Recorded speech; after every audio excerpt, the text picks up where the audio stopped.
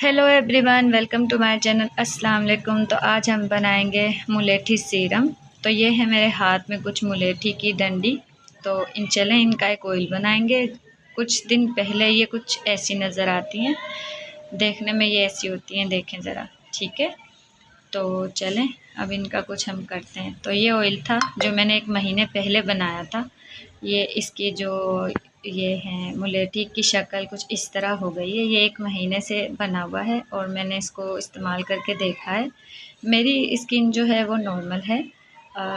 आपकी स्किन जैसी भी हो, आप भी 1 हफ़्ते तक यूज़ करके देखिएगा, आपको भी मालूम हो जाएगा कि आपकी स्किन टोन के लिए ठीक है या नहीं। अगर नहीं हो तो आप छोड़ दिएगा।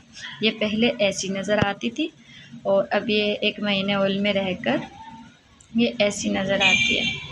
ये देखें, बिल्कुल उसकी शक्ल चेंज हो चुकी है ऑयल के अंदर। चलें तो फिर अब हम अपना तो चलें जी, हम करते हैं अब अपना ऑयल तैयार। अच्छा जी, हमारे पास है ये कांच का जार। आपको भी ऐसा ही कांच का जार लेना है। प्लास्टिक का नहीं होना चाहिए, कांच का होना चाहिए। इसके अंदर जरासीम कम होती हैं। ठीक है, तो ये ले लेना है आपने। और कुछ चीज़ें हैं मेरे पास, जैसे कि ये है ग्लिसरीन। ये मैंने मेडिकल से बाय की है, हो सके तो आप भी मेडिकल से ही लीजिएगा। और देखें, और ये है रोज़ वाटर। ये भी मेडिकल का ही, आप जहाँ से भी बाय कर सकें कर लेना। ठीक है, ये देखें। चलें चलें हम अपना ऑयल बनाना स्टार्ट करते हैं। ये है मेरे पास कोकोनट ऑयल जो मैंने पंसार से बाय किया है। आप चाहें तो मेडिकल से भी बाय कर सकते हैं, लेकिन पंसार का अच्छा होता है।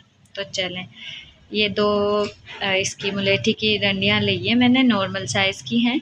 इनको हम एक जार में ऐड करेंगे ऐसे। चलें, और अब हम इनको बिल्कुल भीगने तक इसके अंदर ऑयल ऐड करेंगे, जिससे ये पूरी तरीके से भीग जाएं। ऐसे पूरी तरह भीग जानी चाहिए ये। आप भी ऐसे ही इनके ऊपर ही ऑयल डालिएगा ताकि ये भीग जाएं। इतना ही बनाइएगा जितनी आपको ज़रूरत हो। 1 हफ़्ते तक यूज़ करके देख लीजिएगा, और अगर नहीं रास आए आपको तो आप इसे छोड़ भी सकते हैं। कोई और भी चीज़ इसके लिए मैं आपको बता सकती हूँ, आप वो इस्तेमाल करिएगा। चलें पहले ये देख लें आप। ऐसे ये पूरी तरह भीग चुकी हैं ऐसे। और अब मैं इसमें ऐड करूँगी ग्लिसरीन।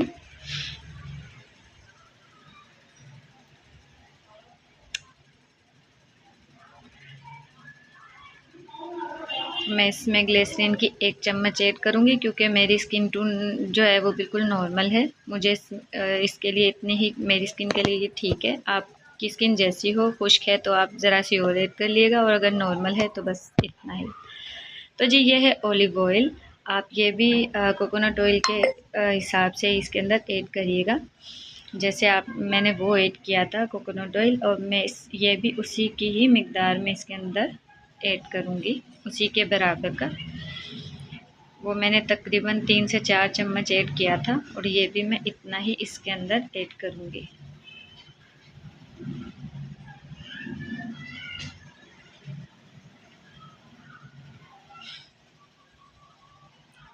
चलें, ये बराबर हो गया। अब ये देखें, ये डंडी इसके अंदर पूरी तरह भीग चुकी हैं।